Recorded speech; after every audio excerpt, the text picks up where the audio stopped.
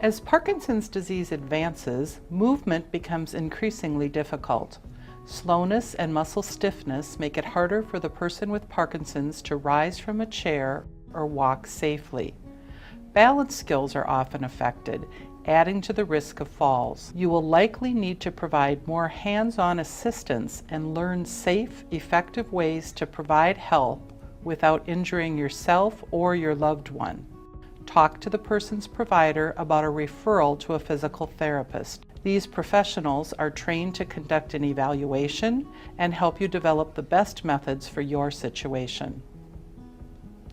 Make sure that the person with Parkinson's uses a chair with sturdy armrests and a stable sitting base. Rocking or swivel chairs will make rising even more difficult. If using a wheelchair, remember to lock the brakes so the chair is stable and does not move as the person attempts to get up or down. Avoid soft, low seating or upholstery such as velour or velvet, which can make movements more difficult to perform. Raising the seat height by adding an extra cushion to the chair or using a sturdy folded blanket or pillow often works well. Changes in the brain can also make it difficult for the person with Parkinson's to determine proper body alignment when moving to sit down in a chair. This can result in the person attempting to sit down before his body is close enough or in proper position to sit safely. Marking the floor with a taped X provides the proper cue as to where the person's foot needs to be before sitting. You may also remind the person to wait until they feel the chair against the backs of both legs before attempting to sit down.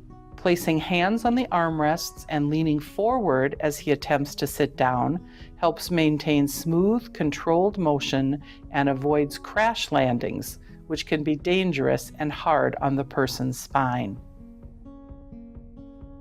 Make sure your loved one scoots their hips forward to the edge of the chair before attempting to get up. Leaning back into the chair often helps move hips forward more easily. Next, have the person sit up and grasp the armrests, leaning forward with feet firmly planted underneath him. Caregivers may need to assist the person with proper foot placement. Using a cue like nose over toes often gives the person a goal for leaning forward, making the transfer easier to perform. Counting slowly or another prearranged signal to begin makes sure you are working together. When providing assistance, avoid pulling on the person's arms or legs as they try to stand, as this increases injury risk both to the person with Parkinson's and the care partner. Use of a transfer belt often makes providing assistance safer and easier to perform. These belts can be purchased at a medical equipment store and are placed snugly around the person's waist to provide the caregiver a better, more effective grip. If your loved one is no longer able to provide assistance getting up and down with hands-on armrests, it may be best to stand directly in front of her, grasping the transfer belt with both hands.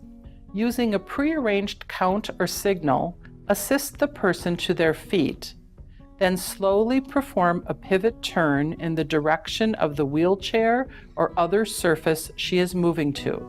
If turning is too difficult, consider the use of a pivot disc, which can eliminate the need for the person to move her feet during the transfer.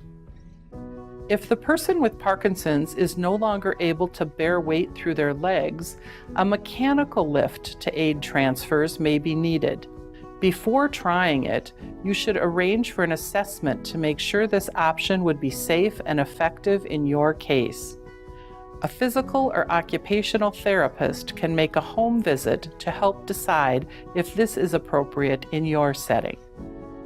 It is essential that you know how to help the person with Parkinson's move around so that both you and your loved one stay safe. Watch Part 2 of Movement and Falls for important tips on managing walking problems and how to help your loved one get up in the case of a fall.